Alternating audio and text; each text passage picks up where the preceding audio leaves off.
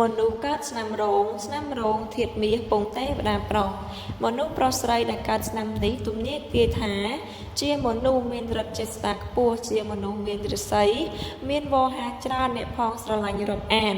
ជាមនុស្សឆាប់ខឹងតែឆាប់បាត់បើរកស៊ីជួញដូរមិនសូវបានបើធ្វើការរាជការច្រើនបានបុណ្យស័ក្តិធំចូលចិត្តដោយឆ្ងាយលុះចាស់ជរាច្រើនមានលៀបចូលមនុស្សកើតឆ្នាំនេះរមែងជាមនុស្សមាននិស្ស័យនិងជោគសំណាងល្អនឹងមានសេចក្តីសុខផ្លូវកាយសប្បាយចិត្តចវាយលាយចិញ្ចឹមបីបាច់ថែរក្សានឹងបានទៅជាអ្នកមានបុណ្យស័ក្តិរហូតមានកិត្តិយសកិត្តិនាមល្បីល្បាញ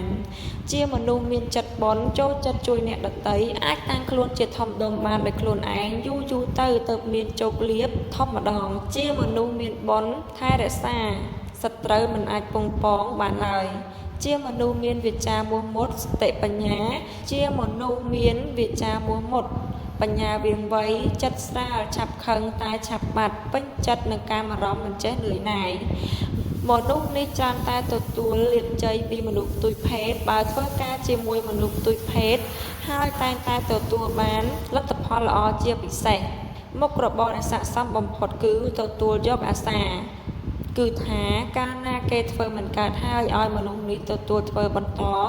តែងតែទទួលបានលទ្ធផលល្អជាពិសេសកាលដល់វ័យចាស់ជរានឹងមានលាភធំមានទ្រព្យសម្បត្តិស្តុកស្តម្ភ